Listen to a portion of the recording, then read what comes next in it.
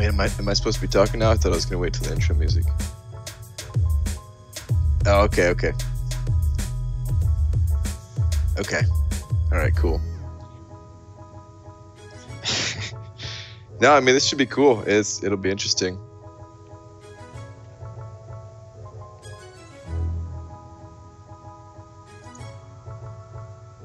It doesn't matter. Live, recorded, whatever.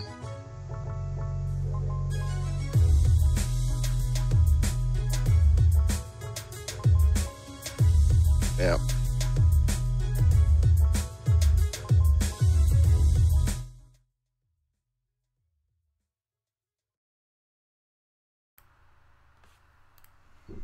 Ladies and gentlemen, how are you all doing today? Hope you're having a great Friday morning, afternoon, evening, wherever you are at. I've got a very special edition of the Bottom Line podcast for you today. You hear BG talking to himself? Oh, okay, maybe he wasn't quite muted. You weren't supposed to know any of that. Well, Whoops. Guess that's how. Wait, don't say anything. Don't say anything. That's how professional streamers work together, right? Anyway. Yeah, I don't really need to give him an introduction because I'm sure you all know. But if there is, I guess, somebody who's been living under a rock somewhere who doesn't know who Briant is, the his YouTube channel is linked down in the description below. But I'm going to give him an introduction anyway because that's what I like to do. Hang on a second. I've got some walk-up music for him. Hopefully everybody can hear this. Let me make sure. Let me turn it up a little bit. We'll just let it simmer. There it is. The Tra-La-La song. I don't even know if Brian can hear it or not. But yes, Brian, he's the man who's consumed more potassium than the entire state of Rhode Island combined. He's the man who never sleeps. He's the pantsless wonder. He's a shinier head than you. We all know him. We all love him. We know him as the Bananalyzer. You can call him ContestChampion.com. Apparently there's a website in the works, but we'll let him talk about that. Brian, if you can hear me, and I think I've screwed this entire thing up, are you there, my friend? Hey! There he is. How's everybody doing out there in the YouTube world? It's true. I'm not wearing pants. And it's true, I have consumed more bananas than Argentina or whatever state you said. And it's true, I have not slept last night. Well, Argentina is not a state in the U.S., but, you know. Prove it. Well, I guess I can't actually prove it. Yep. All right. We'll let it hang for just a second just to see if the audio levels are good for everybody. I'll wait just a quick second. But I appreciate everybody being here. We're already getting close to 100 viewers. So this was very last second. I was originally not going to do it live, but decided this morning to do it live. So we'll see how things go. Still waiting to see if audio levels are okay. I think they're going to be fine. Anywho. Yeah, we're probably good. Yeah, anywho. This is cool. I could see you though. And I think in the future we should do like where we could both see it or something. Yeah, that'd be cool. If I would have put more thought into this, definitely would have done like a side-by-side kind of thing. Audio is solid? Okay, good. I don't even know where to start at. What you want to talk about? Well, this is like totally off topic. I just wanted to get your opinion on it. All right. Me and my wife were at the mall the other day, and this is a serious question. I'm not going to drop anything crazy on you. But okay. So we're walking around the mall, and it's like packed. There's just people everywhere. I guess it's like the pre-Christmas shopping kind of thing. Anyway. Oh yeah. And so we're like going store to store. There's people everywhere. It's like shoulder to shoulder, and it hit me, and I said to my wife, I'm like, you know, like I have more subscribers on my YouTube channel than we have seen in the mall today. As crazy as the mall has been. Huh. Does it ever, and like I've got like the third, not even a third of the subscriber base that you have. Does it ever hit you sometimes? Like, as we get lost, like seeing like how many views you have, how many subscribers you have. Like, it's all just numbers, but like there's actually people behind those numbers. Does that ever take you back sometimes? To be honest, I don't really think about it, but I mean, you're right. But like, I can't really imagine it that way. Like, if I go to an abandoned park that has like 3 people in it, I'm like, yeah, those are all my subscribers right in there, just like all 3 of them. I mean, how often do you go to abandoned parks? I don't know. Is there even such a thing as an abandoned park? I think it's called a field. Has like the oh yeah, you're right. I think it has like the swings just removed or something like that. Wait, so did you drive through the entire state of Illinois thinking it was one giant abandoned park? Well, corn was there, so it wasn't really abandoned. So there's a lot of corn. I'm sorry. Anyway, go on. I enjoyed that. No, I mean, I don't really think about it, though. But you're right. I mean, that is kind of crazy that I guess there's a lot of people, man. There's like 35,000 or something like that subscribers I have. I don't know what that fills up, but that's quite a bit. I don't know. It's just it's a very surreal feeling because, like, I don't know. I think you and I mean, obviously you do this as a full-time gig, and you're very, very successful. And for me, I don't know, man. Like, I haven't been doing it quite a year, and I never dreamed that I would be anywhere near 10,000 subscribers. Like, I thought if I was like at 1,000, 1,500, like that would be a good year. But yeah, I don't know. It hit me the other day that like, wow, there's a lot of people out there that support not only me but the MCOC community as a whole. Yeah, I don't know. That just came to my mind for some reason. Anyway, would you ever consider going like full time? Let's say you hit 20,000. Would you consider it? Like, because that's not enough to live off of or anything like that. But would you ever get to a point where you're just like, you know what? I've got a little bit of money saved up. I'm at a certain level of subscribers here. Maybe if I quit my job and I can go at it full time, maybe I can, start growing a little bit faster and really just have it take over. Truly at the beginning, and like I've told this story many times, like the reason that I started YouTube is, well, one, I was looking for a creative outlet, but two, like when we found out we were going to have our second kid and my wife was like, she's only going to be working like very, very part-time, like 2 days. I was trying to find a way to like bring in some extra income somehow, just a little bit.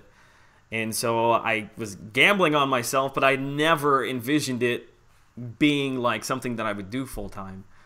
But the more that I get into it, the more I enjoy it. Like I wake up every day thinking about YouTube, like, what content am I going to put out? What's going on in the community? What content are the other creators putting out? What do my subscribers have to say?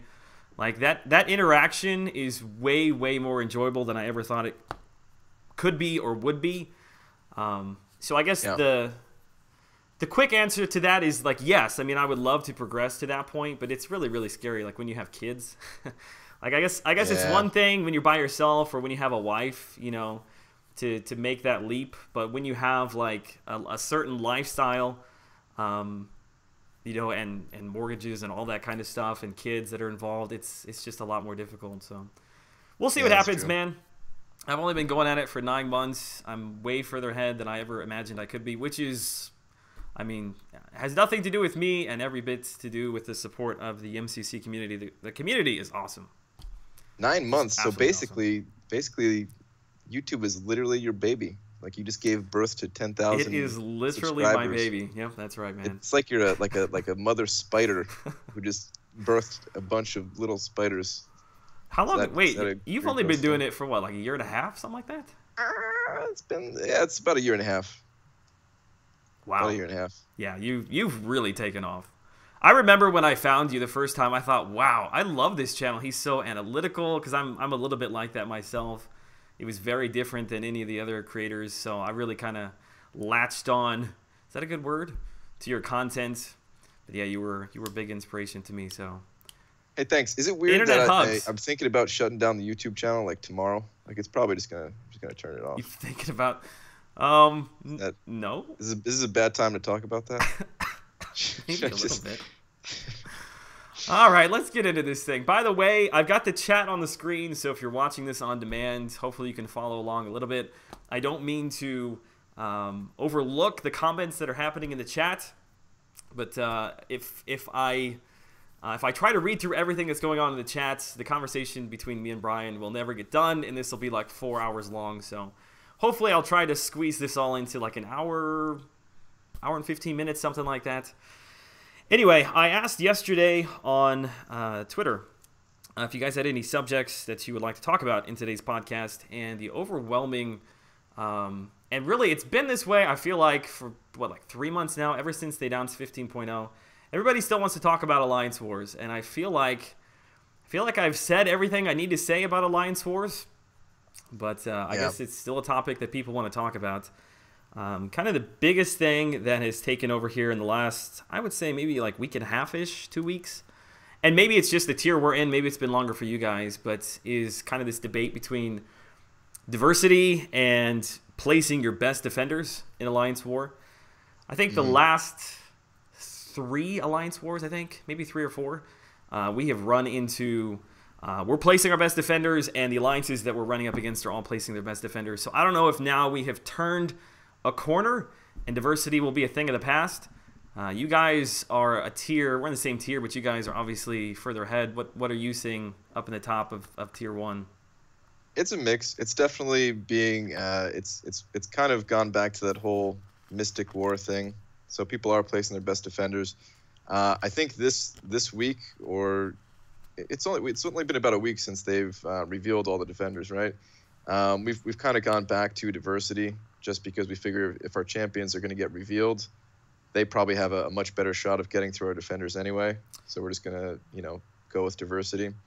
But up until then, maybe the last, I don't know, 5 or 6 wars or something like that, we just went, best defenders, and we were actually doing really well.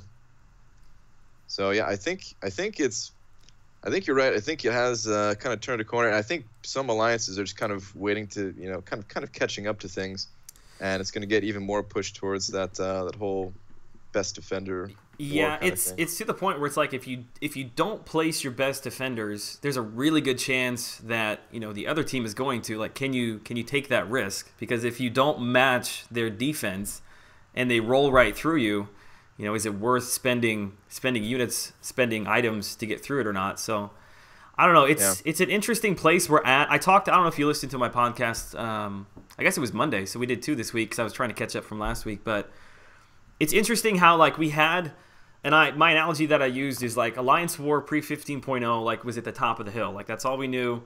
It was basically Mystic Wars, and we had defender kills. You placed your best defenders; they were all Mystic champs. So then they rolled that back. They got rid of defender kills, put in diversity, which removed best defenders, removed Mystic Wars, and then every change that they make, every patch that they make to it, I feel like it's just kind of climbing back up closer to what it was. So at the end of the day, we've spent the last 2.5, 3 months and gone through several hot fixes and patches and updates, basically to get back to pretty much where we were, but without defender kills. So I don't know. It's a very frustrating topic because I feel like we've wasted so much time to just go in this giant circle to be right back where we were, and it's actually even less because you still don't have defender kills. Yeah, I'm really hoping that Kabam is not done with all their fixes.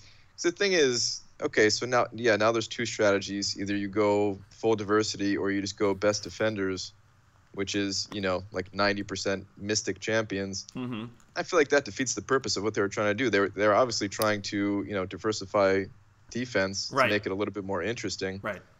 And yeah, that didn't really work out. The thing that confuses me a little bit is there's no way that they don't know what the real problem is, right? People get triggered when you talk about Mystic Dispersion, but it just is what it is. When you have an ability that is so finely tuned for defense and boosts already good defenders up, you're crazy if you don't use Mystic characters. So unless they're going to address that, when it comes to best defenders, we're always going to see Mystic characters. That's just how it's going to be. But I don't know. I feel like they're always kind of dancing around the real issues. They will say the right things, hey, we're working on it. We realize it's not what it should be. Just hold tight. And I get that. And I'm giving them some slack on that end. But at the same time, how long can we go without them really addressing the real issue? I don't know if it's because it would just take too much effort right now, and they've got bigger things going on. That's kind of been my hope this whole time, is that they're not addressing the issues head on because there's some big thing that's going to be coming here next year. But I don't know, man. I just don't get the feeling that's around the corner. Yeah, and I mean, I agree too. When they kind of toned back the nodes and stuff it made it a lot easier. The first couple of editions of the new Alliance War that we had, I was thinking the same thing. Like maybe they are going to come out with a a truly competitive mode. Right. So they want to make it a little bit more casual to hop in Alliance War, a little bit less costly because if they're going to add another game mode on top of all this, there's no way that people can afford unit wise to to be able to be competitive in all those things. Not realistically, at least. So yeah, if they added another like a more competitive game mode, then that'd be one thing. That'd be cool. Sorry about but that. You're right. I don't think we're getting that anytime soon. If we're getting it at all. Yeah, it's amazing. Like as soon as the announcement was made, the community jumped on it. Like the community was right from day one, and the bigger thing I think that took me back more so than anything was just how much like having the choice between a good offensive and a good defensive character, like how much that really matters in the game. Because when you don't have to worry about placing defense like that, your choices are much more limited. Like if you already have your offense set, excuse me, like there were some characters that you would go after because they were specifically tuned to get around, things like thorns and all of that. But when the defense, man, I gotta take a drink here. You're killing me, Brian. Get that banana out of your throat, man. Dude, I tell you what, my kids have been sick. They've given it to me. We keep passing it around. Deuce, thank you for that, buddy. He says, "Can I have a signed banana from BG?" We might be able to make that happen. Anyway, when it doesn't matter who you put on defense, then you don't have to worry about ranking up champs specifically for defensive purposes, and you also don't specifically have to worry about getting characters that are good for dealing with those defensive characters. Like in the past, I always link it back to Yondu. Like Yondu is a character that if we didn't have Alliance War defense, if we didn't have the Thorns node, I would have never put up like 16 million points for him. But because we had the Thorns node, I saw him as a really good way of getting around that because he places bleeds, through blocks, and he doesn't do physical damage 2 out of every 4 hits with his arrow. So that kept me engaged. It kept a lot of people engaged. It kept us coming back, wanting to rank up, wanting to put up points in the arena. And when they pulled out such a big portion of the game, for me, I really struggled for a couple of weeks. I'm sure a lot of people could tell. Like in my content, I wasn't at all. I don't know. I just people were asking me for rank down or rank up advice, and I'm like, it don't matter. it doesn't matter. Do what you want, man. So I hope that there's a fix. Talk for a second. I gotta clear my throat. All right. It's tough. Like you're talking about all these new champions and stuff like that being added and kind of needing a purpose. It is getting to the point where it's got to be tough for them. Because they can't just make every single new champion added to the game like this, some amazing champion that just either makes the previous champions obsolete or, it's like they can't do that, right? Some of the champions that they introduced, they have to be a little bit more average. A champion that maybe if a newer player picked up, they could still make great use of that champion, something like that. So it's got to be tough where they're coming from at this point to design these characters just in terms of balance. I don't know really the people what they're gonna do about that. Yeah, I mean the people like you and I, the people have been playing for a long time. Like we kind of sit back and we wait for that really truly like OP or close to OP character. But in reality, a lot of these characters, there's a lot of people that haven't been playing that long. Thor Ragnarok or I don't know, like Nebula in the basic arena, like that's a huge upgrade for some people. So I get that, and I always try to look at the perspective from both ends. But the top end of the game, and I know you're not included in this, but the top end players are the ones that fund probably 90% of the game. And I really feel like we're lacking that competitive aspect for the top end players. I don't know. Yeah. Maybe that's just me. I feel like we just need something else, but well, I think that's probably where it's worse, the whole diversity thing, because like you were saying, and me too. We're seeing a shift back to kind of best defenders for a lot of these wars, but for the top alliances like MMXIV, do they have any need to go for best defense, they could just put in diversity and they're gonna spend one way or the other. Yeah, and they can. I mean, those guys, just their rosters alone are so sick that honestly they probably don't spend. I'm sure they spend a bit for each war, just like everyone. But when you have like 6, 7, 8 455 champions, however many they have at this point, I'm sure they're getting through even some of the best defenses out there without too much trouble. Right. Yep. Which comes back to the fact that there's got to be some sort of a factor that's linked to skill. Otherwise, it's just this huge circle. It'll never come back to where it used to be. I don't know. The thing that I was harping on and preaching and just yelling was like Alliance War itself, pre 15.0. It was not bad. Like there were some people that didn't like Thorn's Nodes, they didn't like Slash Tires, and I get all that. But in and of itself, it was not bad. It just needed it needed some creativity. It just needed a refresh because it had gotten stale. Like people had been running the same paths for months and months and months, and there are characters that are best on those nodes, and so you just play the same characters over and over and over again. So I feel like maybe they misinterpreted some of the whining that was going on in the community for, it's too difficult, tone it down, when in reality we weren't necessarily asking for it to be toned down. Maybe some things needed to be looked at, but we were just looking for something new and fresh to do, and what we ended up with, I don't know, pissed me off a little bit. I don't know if people could tell or not, but I'm still triggered about it, man. When I start talking about Alliance Wars, I try to be positive, but it just doesn't make any sense to me. Like you've got this multi-million-dollar company, and I know they always say that they're understaffed, but don't give me that BS, man. They may be understaffed, but that is no fault of anyone other than themselves. If you got that kind of cash coming in, you hire people to deal with the issues. So that excuse only flies with me to a certain point. But I don't know, man. They're so creative with these new characters that are coming out. It's like there's obviously creative people there. Can we just take like 1/10 of that and maybe roll it over into Alliance Wars and see what we can come up with? Yeah, there's got to be stuff that we don't know or we can't see as to why they're doing this. There's got to be. I don't know anyone who was asking for them to remove defender kills. Sure, some people were saying like tone down some of the more ridiculous nodes. Some of them were kind of stupid. Right.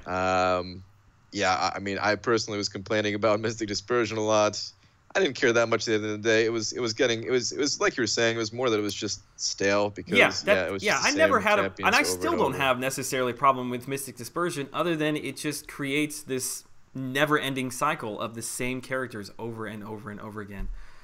And just if they would just change it, and everybody knows this, if they would just change it every time you evade back, it doesn't reapply dexterity. That would be a huge difference.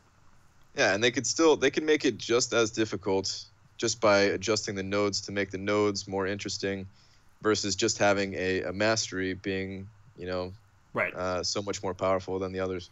So it's not like I want it to be easier. It's just I want it to be balanced in a different way is all. Mm-hmm. Yeah, the other thing that always gets brought up a lot is they need to go back and rebalance and relook at the other class masteries to bring it more in line with Mystic Dispersion. Definitely. But it's almost like Mystic Dispersion needs to just come back a little bit, and then the others need to be boosted up. Because if every single mastery is as OP as Mystic Dispersion, that's going to create a whole other set of issues in and of itself. But I certainly do think they need to look at the class masteries. Yeah, it's both. It's if they just changed the way Dexterity interacted with it and then buffed up some of the other class masteries, I feel like it'd be good. Do you have any ideas specifically? Because I was thinking about this the other day. Somebody wanted me to make a video on like a refresh idea for the class masteries, but I don't know. Off the top of my head, I don't really have any good ideas, which I guess is part of the problem that Kabam runs into. But do you have any changes to class masteries? Have you made a video on that? I haven't. To be honest, I haven't looked a ton at class masteries themselves. Mm-hmm. It's one of those things where do you remember when I made that like, oh man, is this gonna get your channel bombed here? When I made that video talking about like an item system or whatever, I thought it's more interesting. I feel like there's more leeway with what you can do creatively wise, and not make it something overpowered if it's attached to a specific champion versus attached to an entire class of champions. Yep. So I think you're 1,000% right. Yeah, so I started thinking more along that, like what would be cool for Kamala Khan? What makes Kamala Khan cool? And there's no mastery that's going to make Kamala Khan cool while not making Hyperion, you know, a ridiculous monster or something like that. So it's tough when it comes to trying to make a class mastery, because I mean, Mystic Dispersion, even with the way it is with dexterity, as many times as I've complained about it, it's not, you know, for some champions it's not that big a deal. It's just for others, it creates, it just makes them so far ahead of the other defenders. Yeah, there are ways to play around it. Like right now, if I see a magic, which that's part of the problem, as you can see, but if you see a magic, even if they're working with Mystic Dispersion, you just bring in an Archangel, you can deal with that. If I see a Dormammu on my path, I'll bring a magic or some sort of power lockdown. Just keep them in the corner, backdraft, intercept, not worrying about placing, you know, the degeneration on myself. So again, I think we're both saying the same thing. It's not that you can't play around Mystic Dispersion. It's just that unless you change it, it's just always going to be the same characters. But yeah, the item thing, I agree with you 1000%. I've been wanting to make a video on that, and it was like right when they made the changes to Alliance Wars, and so my focus kind of switched to Alliance Wars. But yeah, I think if they toned down class masteries altogether, didn't make them such a big part of the characters, and then focused more on bringing items that you can earn, whether through an arena system or through event questing or story questing, and then you can take those individually and apply them to the specific characters you want. Then you'd have people, you know, let's say you love Hyperion, you know, you would add your items to Hyperion, whereas I love Cyclops, so I would add my items to Cyclops. It would boost them in a relatively, you know, even way, so to speak, but then that would bring diversity to the game by allowing the characters to choose the ones they want to boost out. Yeah, no, I totally agree. All right, Alliance Wars, enough of that. The other thing that I'm seeing a lot right now, I guess it all goes back to Alliance Wars, and I think we have differing opinions on this, is people asking for rank down tickets because they feel like they ranked up characters for diversity's sake, and now that things are moving back towards best defenders, they feel like they need and deserve rank down tickets. I already know, I think, the answer to this, so from your end, but please enlighten us. Sure. Okay. So I don't know, it's weird when I feel like people just look for any reason to get rank down tickets, because it does shift the power on your account so fast. What I prefer instead of rank down tickets in every single one of the situations, except with a direct nerf, if they did like another 12.0 where they, you know, crippled another champion like Doctor Strange, then okay, you know, rank down ticket in that situation for that specific champion, I think is good. But for something, you know, people are talking about it because they ranked up champions for diversity. First off, like practically everyone was saying, I don't know any YouTuber who wasn't saying this, like hold off on ranking up champions for diversity's sake. Right. You know, there's going to be changes made. You know, you're probably not going to want these champions depending on what Kabam does. You know, so I don't know anyone who did that. Like, and I just imagine that most people who are asking for these tickets are going to say, okay, yeah, I please give me a rank down tickets. I ranked up for diversity. Meanwhile, they're going to rank down their X-Pool Dead Force that they ranked up 6 months ago because they realized that. I hate the way you say that, by the way. they realized that, oh, he's a cool comic book character, but he's useless in the game. Right. Or in the case of like Legacy, who has a 5-star 455 Iron Fist, which he ranked up to gain the prestige to get into 4 Loki. He very much so wants to rank down that champion. Right. He didn't rank that up because of defender diversity. Right. There's so many people out there that want to rank down champions like that. And I'd rather just get more rewards. Just forget about rank down tickets. Keep throwing us events like the Web Slinger Challenge and the Grandmaster Gold Bloom Challenge, stuff like that gives us more rank up materials. I mean, somebody said it in my live stream either yesterday or today. Wait, what day is it? Anyway, they said, yeah, like I'm not asking for rank down tickets. I'm asking for rank up tickets. Yeah, I just want more materials to rank up more champions. Yeah, okay, so a lot of us have made either poor decisions or at the best at the time decision to rank up certain champions. but that's just the nature of the game. Right. I feel like it dumbs down the system, and I mean we've seen it. A perfect example. Maybe people wouldn't agree with me. I mean, I'm sure a lot of people still don't agree with me, but maybe people wouldn't agree with me if we did not just have a complete dumbing down of Alliance War that people hated. And I feel like that's what rank down tickets do to the leveling up system. It just makes it so that your decisions don't matter as much as they should.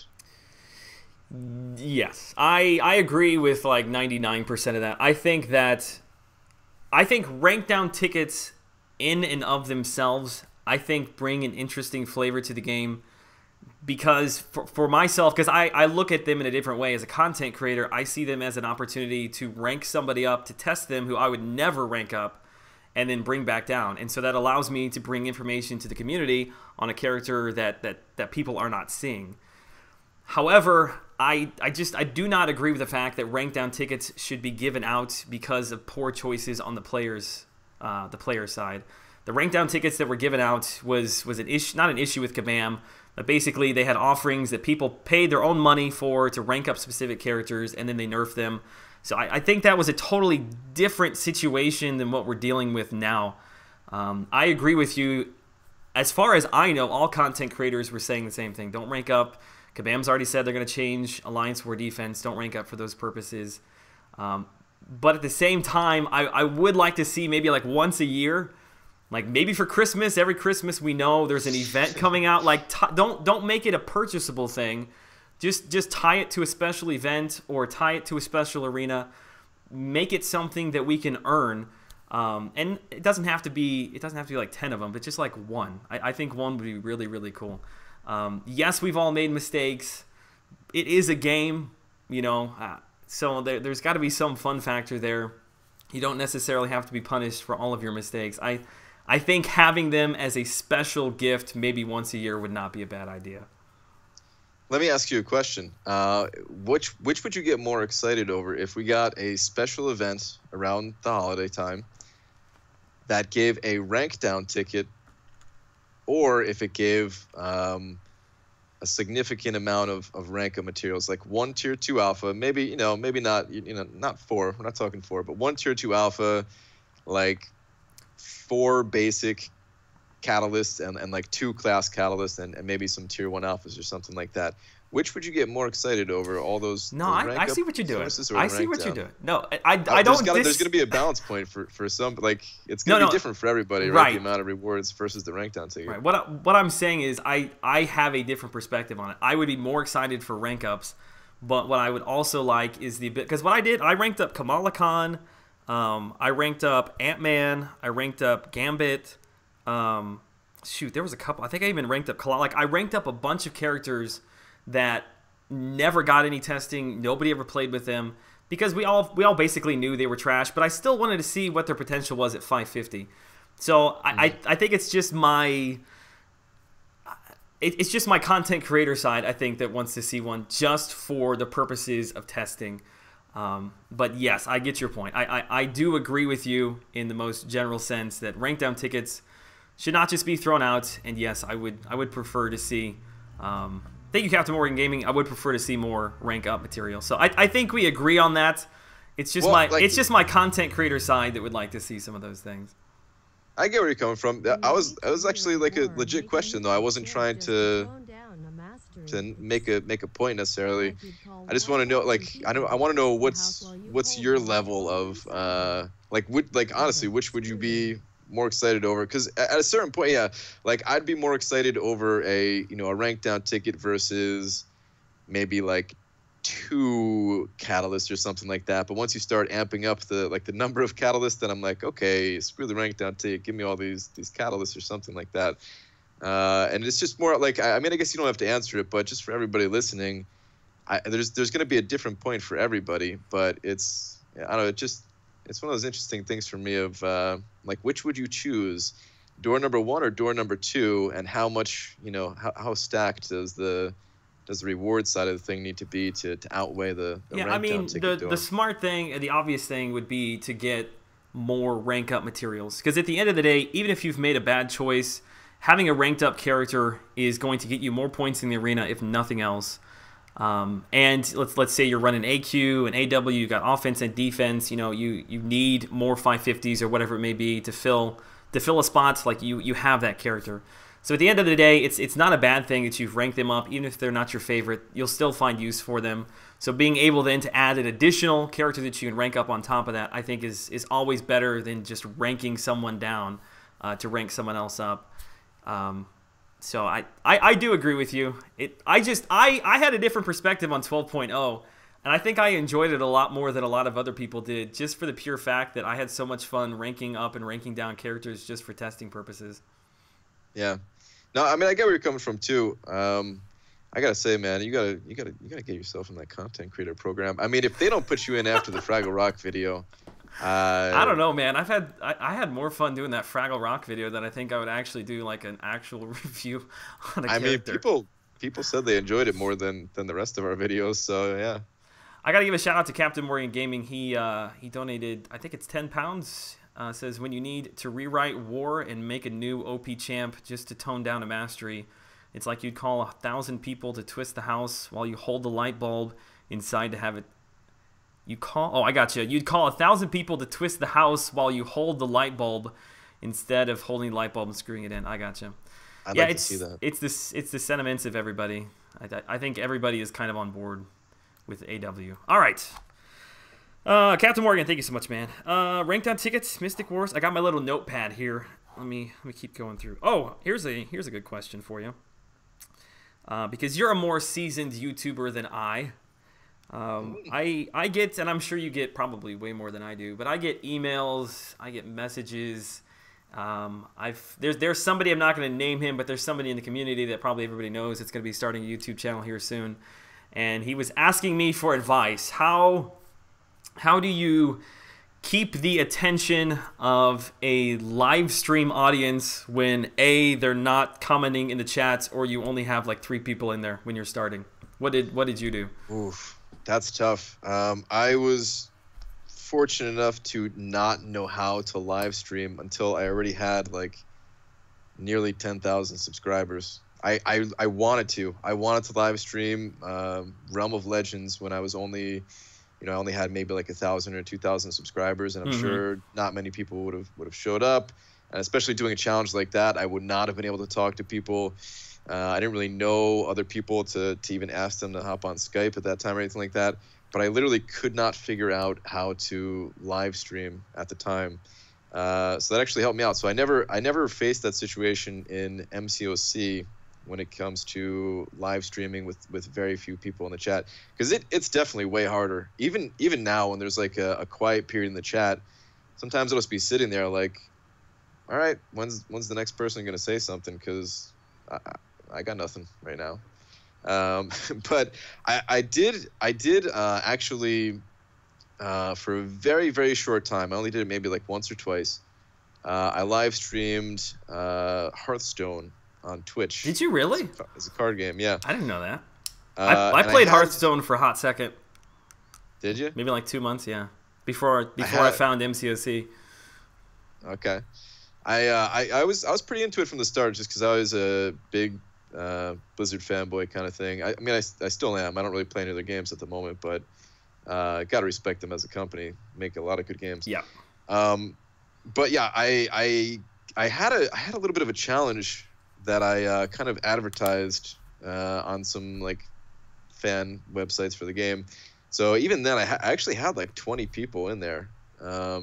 But yeah, the chat wasn't moving at all, and it's a lot of. I think the best thing to do is maybe talk about your own gameplay and like the decisions that you're making.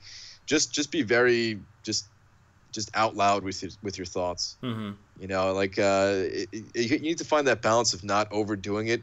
Like you can't be like, okay, I'm clicking on the menu now to go over to my champions or something like that. But maybe just if maybe you were going to see how many 5-star champions you had, just say it out loud. Like, man, how many 5-star champions do I have? As you're clicking your way over. Can I pause? Your wife just donated in the chat. I don't know if you saw that or not. I'm gonna I'm gonna put the headset down. I'm gonna go yell at it real quick. She says for Milk Beast and his future 5-pound bag of Twiz. Wait, do we split that? Is that Twizzlers or is that Twizzlers? Something else? Yeah, no, my wife. I don't. I'm sure you didn't see my birthday stream that I did. I'm sorry to cut you off. It's your wife's fault. The birthday stream that I did last Saturday. When I got to the office, I did not know this, but my wife had come here to she's got a key. She came in and she decorated the whole place. Like she had like decorations and balloons and posters and all kinds of stuff up. And on my desk was tons of junk food. There's Twizzlers. Like when you use the term buttload, that would be very applicable for the candy amount that was on the desk. It was like an 8-pound bag of Twizzlers, M&Ms, chocolate-covered donuts, like 3 gallons worth of Mountain Dew. Anyway, so yes, there's still a giant bag of Twizzlers behind me that I've been munching on all week long. And I noticed this morning that my belt didn't fit quite right, so I just decided that it was a problem with the belt and left it at home. But yeah, that's the way to do it. Anyway, I saw the picture on Twitter that you posted, but I just like hearing you describe it to me.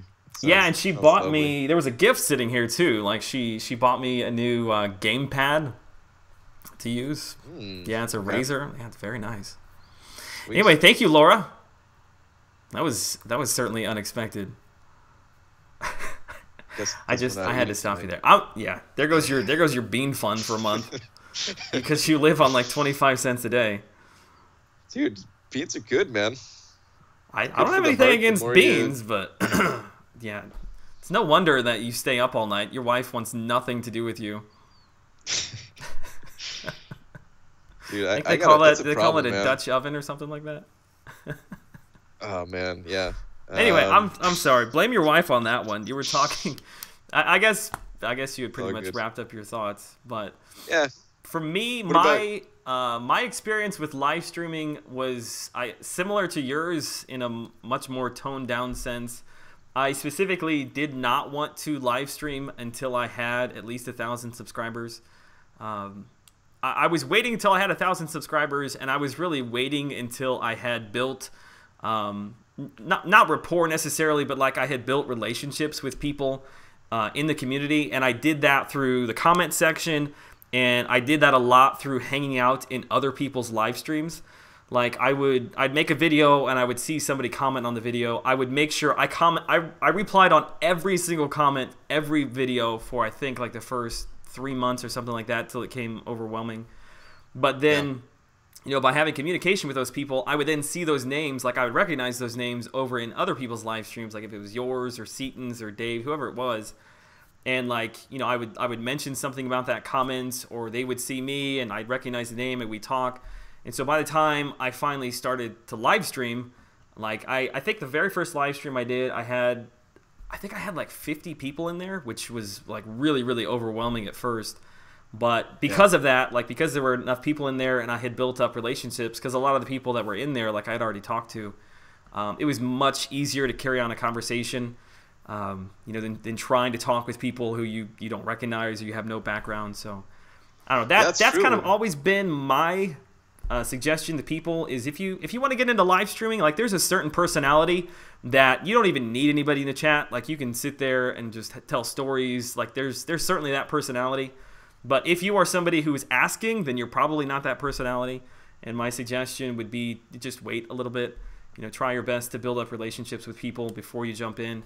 It doesn't have to be 1,000 subscribers. Wait till you're at 500 or 250. It's different for everybody.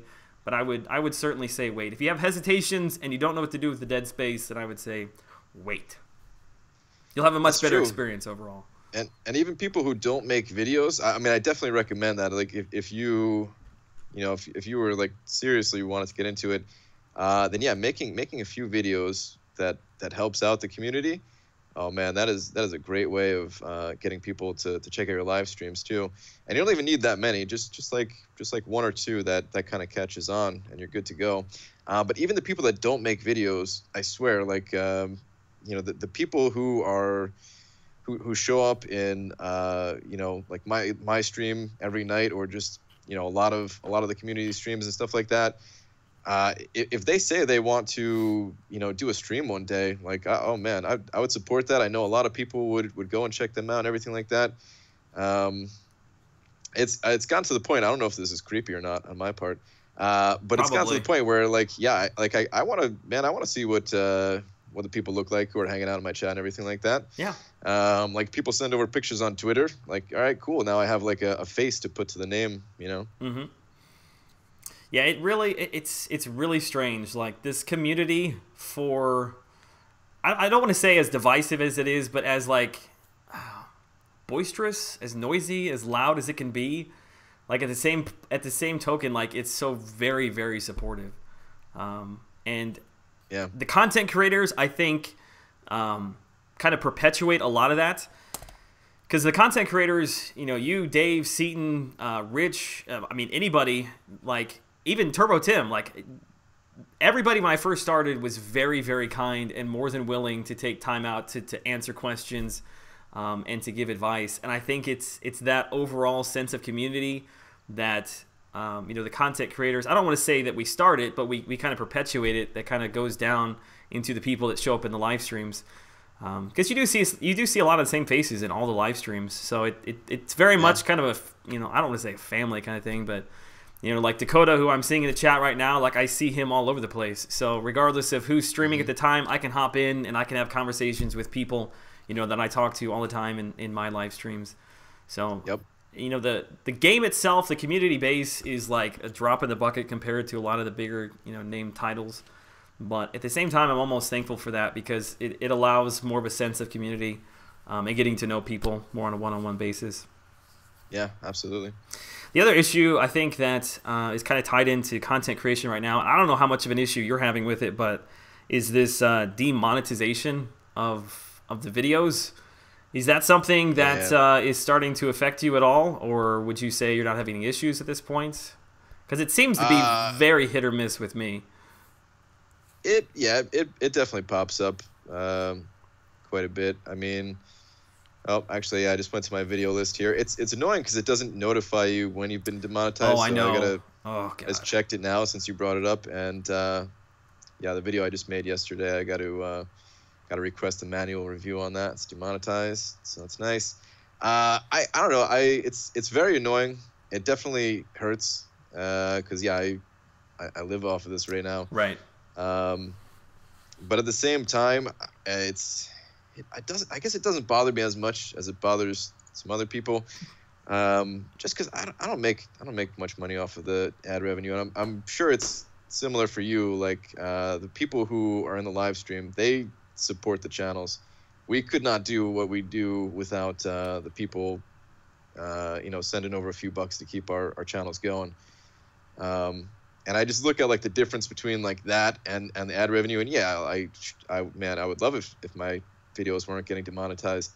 But the difference is so big. Like one very small donation on a live stream, like covers the demonetization thing. Yeah, I guess it's all perspective. Like if you were getting, I don't know, like my videos, a good video is going to make me like $3, you know?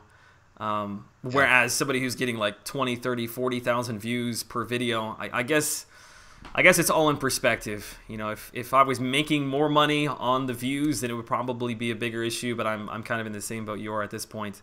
The community is so overwhelmingly generous, like I've said 1,000 times, that yeah, for me, again, and it's different because I don't do this full time, so anything that comes in is a bonus. But yeah, I kind of view it the same way. I just try to make content that is helpful and informative or fun. And I think by doing that, even if it's demonetized or not, the community is always there to support. Yeah. Yeah, definitely. Are you still considering going back to Twitch at all?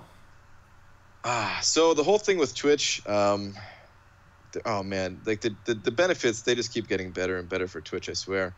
It really is just that, you know, it's like you said, the community is very small. It is very much like a family kind of thing, and that is on YouTube. That's the only benefit of staying on YouTube. But like the biggest problem that I've kind of realized here for me is that I do try to stream every single night, and sometimes even throw in a day stream there. just for funsies. Mm-hmm. But it kind of floods my channel with live streams, and I don't even know why I check the comments on the live streams, but I do still check them. And practically every live stream, you'll see the same comments like, "Stop making these. You know what's going on? You used to make these very short, well thought out, quick videos, and now you're just doing arena for 2 hours. Like, I don't want to see this anymore." And I'm just like, oh man.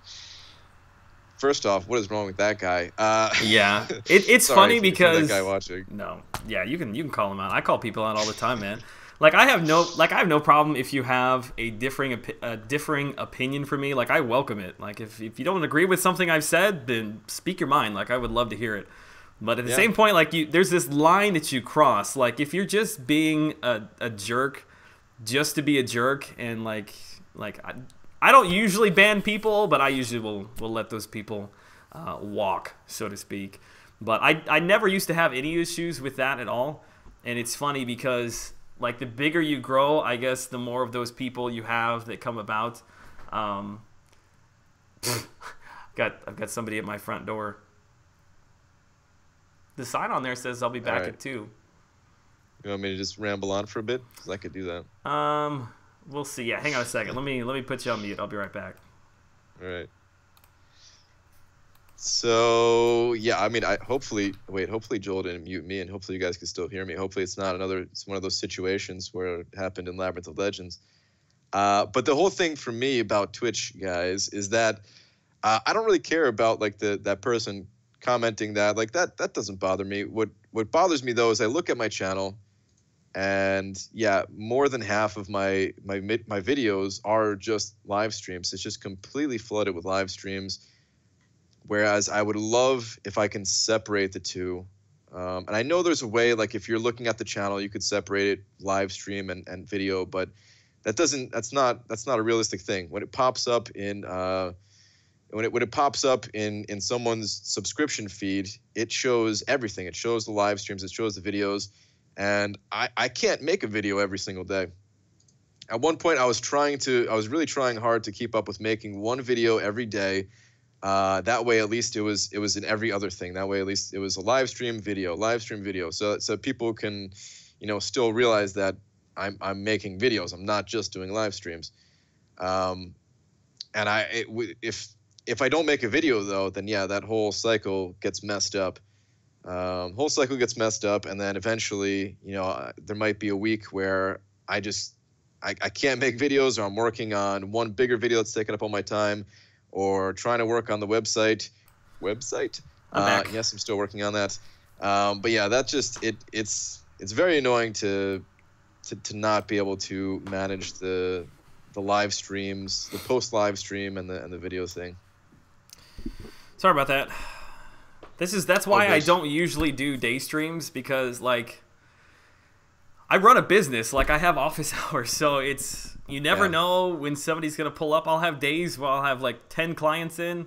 I'll have days, 2 or 3 days in a row where nobody comes in. So I don't know. It's always like this ticking time bomb. Like you never know, is somebody gonna pull up or are they not gonna pull up? Yeah. That's why I would love to have internet at my house. Oh my god. Dude, I still don't even understand how you're doing it, man. Yeah, that's. I mean, your state was beautiful when I was there. I gotta say, my wife and I definitely enjoyed ourselves while we were there for the one day that we were there. It was very nice. Yeah, got to see the stars. It's not all like that, but yes, there is a lot of Illinois that's just abandoned parks, as you would call it. Yeah. Anyway, I don't know where we left off. I think I was gonna make one more point as far as people complaining when it comes to like you just doing live streams. Like that may not be their thing, but there are still a ton of people that watch that stuff. Like there are a bunch of people that just listen. Like I usually will listen to most of your live streams every day if I'm not making content. Like I'll come in, pull the laptop up. If I've got comments I want to get to, great. And then I'll pull up a live stream, and then I'll start working. And I use it as background noise. So even if even if you don't necessarily like not your cup of tea, there's still a lot of people that listen to that stuff for background noise, for arena or for work or for entertainment or whatever it might be. But yeah, anyway, don't listen to those people. That's what I always say. Well, I'll quickly just recap what I was saying while you were gone. It's not really the people that bother me for something like that. It's more of just I don't want my channel to just be flooded with that, and then people will miss the good content, the videos that I actually spend a lot of time making. They might not see it because they're only seeing, you know, 5 live streams surrounding it. I don't know. It's difficult, man. And you've been doing it longer than I have, so I'm sure it's even more difficult for you. But there are some weeks where I think like, yeah, I've got so many ideas for content this week, and then there are some weeks where it's like it is a serious chore just trying to come up with like one decent idea. Because I don't know, when I started my channel, I just wanted to do something different. Like I didn't want to do a bunch of crystal openings and like just very generic rank up videos. Like I always wanted to do something very different. And I think that people have enjoyed that, but at the same time, it's always way more difficult to come up with that kind of stuff than it is to do crystal openings. Yeah. I don't know. It could be like, I don't want to say it's disheartening at times, but like you'll see a crystal opening that's like, it's nothing. It took no effort and it has just tons and tons of views. And then you'll do something that literally takes all day to edit, and it's like people don't even care. Which I shouldn't say they don't care, because there's, you know, like I always said, the people that watch your content, I think they appreciate it for the time and effort that goes into it. And then, you know, I don't want to say the reward is the live stream, but then they support you through the live stream. So yeah, I just try my best to not look at the numbers. Yeah. Yeah. Just be proud of certain videos.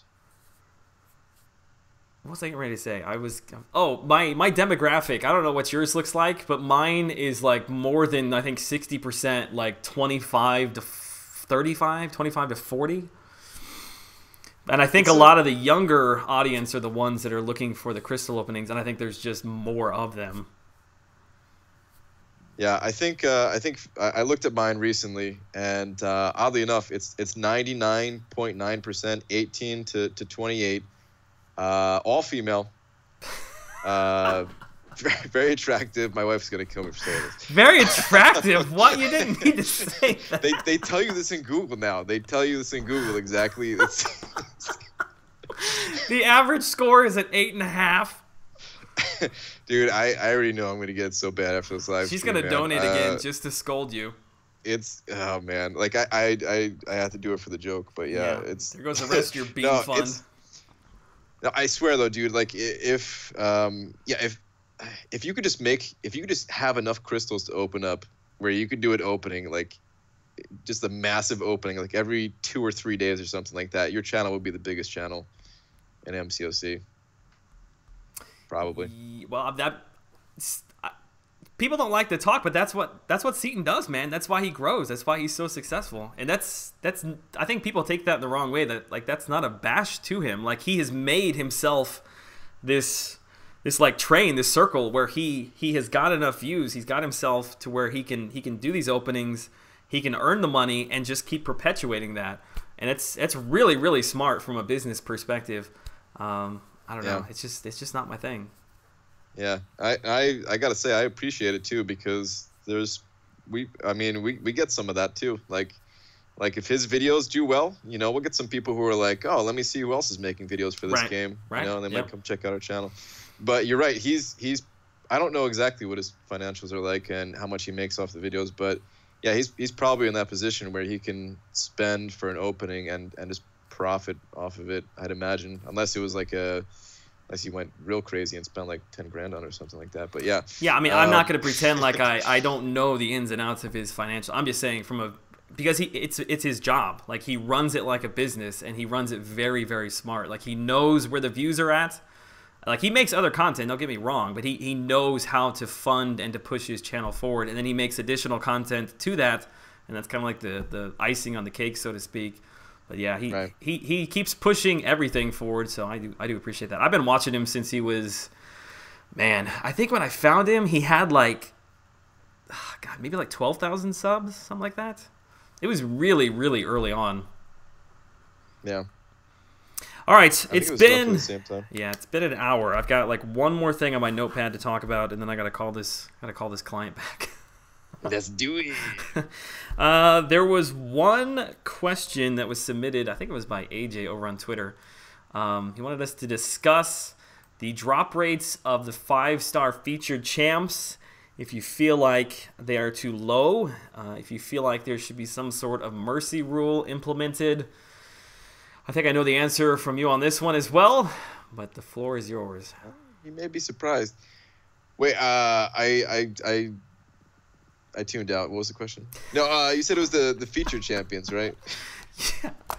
Oh God. Yes, the 5-star featured champions. Brian? All right, okay. All right. So the featured champions. I see my wife in the chat. I was reading. I couldn't help reading her comments. Is she at the house? You should have her come in and say hi. She doesn't have to be on camera or anything. That's true, but she's probably just having a fun time listening. But okay, so when it comes to the featured crystals, I almost want to hear what you think I'm gonna say first. I think that you're gonna say it's an RNG game, and when you play with RNGesus, sometimes you get burnt. Nobody is making you spend the extra 5,000 shards. That's what I'm expecting you to say. Well, you do it enough, you go blind. Is what they say. I think. Yeah.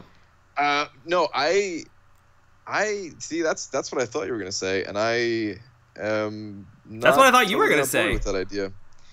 No, I mean that's what I thought you were gonna say that I was gonna say, kind of thing. I think RNG plays too big of a role in this game. I think it's a fine line with RNG in games, and it's like this in every game. You need RNG, otherwise the game is boring. But when it gets to be controlling the game too much, when it's too big of a factor, then it crosses that line where it's no longer a fun aspect of the game, and that's going to change for everybody. That line is going to change for everybody. But I would say even for myself, and I'm usually open to a fair amount of RNG in games, it's definitely crossed the line for me. Seeing people.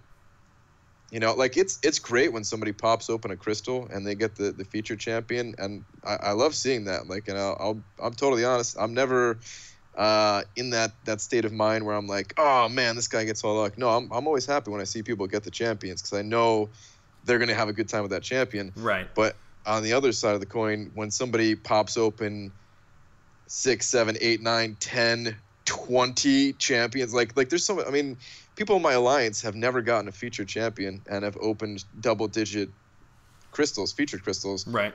And they just can't progress. Yeah. They can't progress, and they're not going to get kicked from the alliance, but I know in the back of their mind they're probably thinking like, well, what kind of crap champion do I need to rank up so that I'm not holding the alliance back, so that so that I'm not in danger of getting kicked and stuff like that. But it's and just not to you're. On top of that, now you're spending more units in Alliance War to keep up versus somebody who got that like 5-star Iceman or something like that. You're there with your 4-star, trying to do what you can. It's a little bit too big of a role in the game, and I don't really know what the appropriate fix is exactly. Yeah, I always go back. I make a lot of my analogies to World of Warcraft because that's like one of the most recent games, big games that I played that did it well. Is even though like the loot was RNG based, obviously you could roll more often. Like if you were doing a daily like dungeon or something, like okay, you missed out today, but you can run it tomorrow. So there was always like that chance. Well, about tomorrow, I can increase my odds by doing it more often. Whereas Dakota, I'll get to your super chat I think in a minute, buddy. Thank you very much. But when it comes to MCOC. Like if you're not a spender, then getting 15,000 shards that takes quite a bit of time. So it's a very special time in the game. I guess I don't know how else to word it, is when you finally get that 15,000 shards, and when you miss 2 and 3 and 4 and 5, that's like months and months and months worth of shards that you've saved up, and there's a lot of enjoyment that's tied to that. And so for 5-6 months, you haven't been necessarily having fun in the game, and you slowly, I think, lose those people's interest in the game, and they fall out of the game, and I think it hurts it in the long run. I don't know necessarily what the answer to that is, if it would be like just straight up increasing the odds, or if there's some sort of mercy rule, which every time you miss it, the next one has got greater odds. I don't know what the answer is, but... Right. I do feel for those people. I really do, man. I don't spend in the game. It takes me probably, you know, maybe 3 weeks, 4 weeks. I'd say about 3 weeks to do 15,000 shards. You know, but somebody maybe who hasn't been playing as long, you know, 15,000 may take them, you know, a month and a half, 2 months. So I do feel for those people. I really do. Yeah, and it is a tough thing to fix because I really do enjoy when things matter in games and you're faced with tough decisions. Because, I mean, at this point, we kind of know the odds of pulling one of these featured champions. It's roughly 20 to 25%. They're going to get this champion, but that doesn't mean you're going to get the champion in 4 or 5 pulls. It's not the way that the math works out. Or you can just pop open 10K crystals and, you know, save yourself some shards. You can still get some pretty good champions. And maybe the system kind of is fixing itself just by adding more good champions to the crystal pool, so that people will. Well, yeah, you know, that I guess that's one of the big things is they added so many bad characters to the crystal that even if you missed, you know, if there were better characters, it wouldn't feel so bad. But when you miss a 15,000 shard crystal and you pull Ant-Man or you pull, I don't know, just take your pick, it really, really hurts, man. I know a lot of people, after doing that a couple times, just rage quit. I'm sure if they had just cooled off for a day, you know, maybe they would have come back to the game, but people rage quit and sell their accounts and sell their characters, and it's just unfortunate. Dakota Shepard, he donated $5, and he's actually got a comment related to this. Says, can you guys quickly discuss the fact that Kabam has a patent that alters random rewards based on spending habits? He's got a Google patent number there. I've heard that mentioned a couple times just this week. Is that a thing? Am I missing something?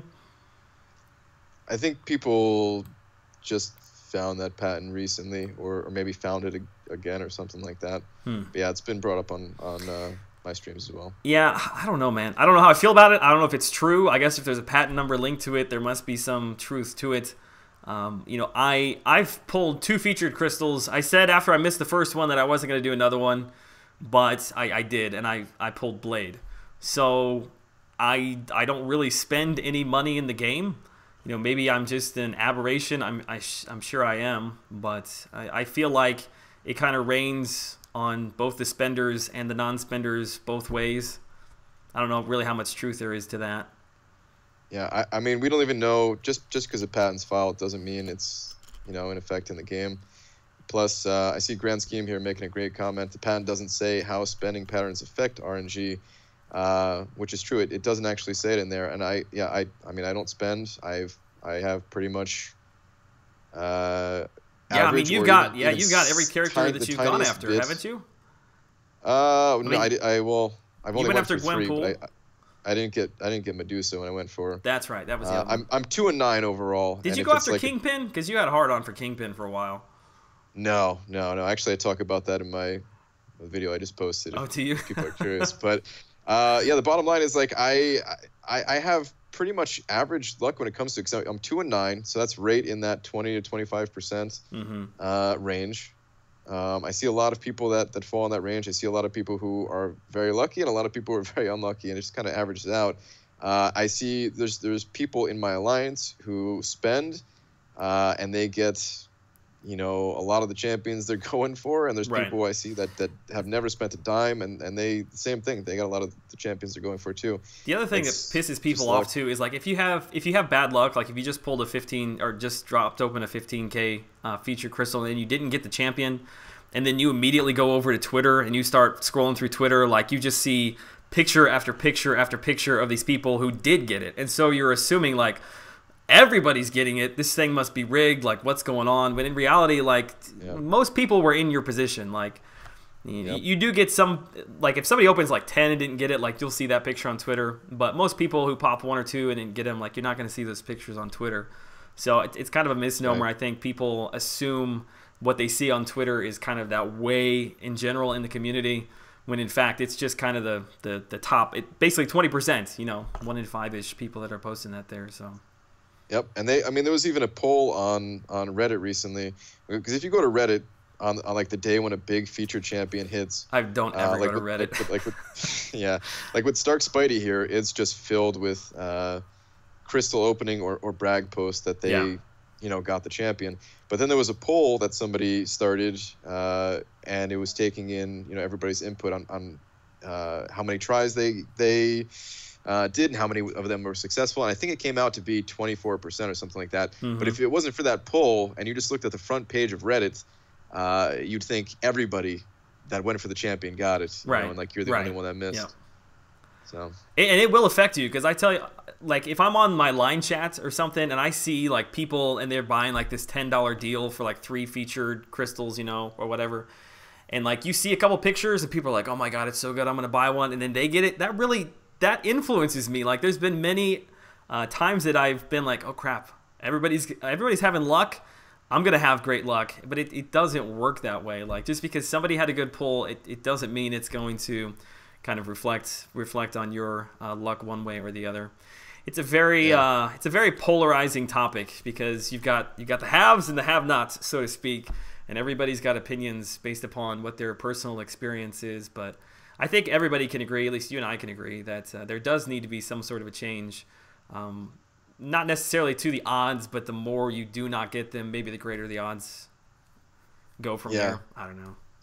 Somebody getting paid more than me needs to come up with a solution there. Yeah, I agree. It's too determined by RNG when it comes to those crystals. If they can do something to fix it or adjust it. Well, it is currently 1:24 where I'm at, which is what, 11? Is it 11:30 where you're at, roughly? I've lost all track of time. What is time? I'm hungry, man. I've missed lunch for this. You want to come over and have some beans? Got a couple. Listen, your wife just threw all your beans away, man. You're right. We want to go check your stash real quick. Might get punched before she throws anything else away. Listen, I had a lot of fun doing this. I guess we'll wait and kind of see what the reaction in the community is to this style of video. I threw this together very, very quickly. Like the overlay and everything was just last second, but there are definitely some improvements that could be made. I think next time if we do this, I like it, man. Or whoever I do it with, I think if we could do, like you mentioned at the beginning, a side-by-side video, so it's more of a conversation for the people that are watching. But yeah, for those that are watching it back, hopefully the chat, you can follow along there. I'm sure there have been many good comments, many good discussions that have been had in the chats, but for sake of time, at least this time around, sorry we couldn't get to all those. But anyway, I hope you guys have enjoyed it. Brian, I thank you very, very much for being here, kind of last second. Thanks for having me, dude. Yeah, I texted him. It was a wonderful experience. I texted him this morning. I don't know what time it was for you, but like, hey, you want to do this live? So I dropped it on him last second. So he was very gracious, as you have always been, for helping me out. I don't know why you've always been kind to me, but you always have been. I don't know. Maybe because we're bald brothers for life. Maybe. All right. I don't know. I think out of all the people that make content, I think I resonate with your content the most, and your style of doing things. Yeah, I think we're both weird, and so we get each other on that level. Yeah. Plus, are you wearing pants? Well, I threw them on real quick when I had to go outside and talk to my client. Oh, so it's just me now. Okay. All right. Never mind. But it's a Friday, so it's board shorts. Oh, okay. Board short kind of day. Actually, It's like 35 degrees out right now. It's really cold. You want to just keep talking and never end this thing? I would love to, but just, like, waiting to leave, and they just can't because we're still going. No, I would love to continue this, but I got to get back to work, man. All right. It's the life of a non-full-time YouTuber and somebody who does not have internet at their house. Stay tuned. We're trying to make some changes to that. All right, if you guys, for some reason, if you are not subscribed to Brian's channel, which I find it very difficult to believe that any of you are not, but if you go down, please go down to the description right now. The link to his YouTube channel is there. Please go support him. Don't you dare. Do what you want. Go over there. We're basically the same people. I just have a little bit more hair on the side of my head, and my nose is slightly pointier. Oh, you're gonna rub that in my face? Now Slightly. You gotta, oh, wow. I have a little bit of a Jewish nose going on. It's from my dad's side. Can we do? All right, let me ask you something. Yeah. Just one time, maybe just to the final word of the stream. Can you just hit us with a some not kind gonna of a say French it. I'm bread not gonna say it. type of thing? just right before you end it. Oui, oui, bonjour. Just begins with a C or a K. I'm not sure I can do it. I have so much snot in my head right now that I might snot on my laptop. I'll sing. Listen. It's either you say it or I'm gonna sing us out. So. Hey, what do you want to sing? Name something. I'll sing it. Can you feel the love tonight? Sure, I'll sing that. Ready? Here we go. Get on the boat, the banana boat. It protects in the sun. And with that, get on the banana boat. We're out. Let me turn up some real music. All right, guys. I appreciate you hanging out with me today. This has been The Bottom Line with guest host Brian Grant. If you've enjoyed it, smash the like button. Go support Brian. And yeah, if you guys have enjoyed it, maybe we'll do something like this, make it a weekly thing. Although we got to figure out a way to, I guess, both of us benefit from your wife's donations. I don't know. We'll talk about that off stream. All right, guys, have a good one. I'll be back live streaming tonight. See you then. Peace.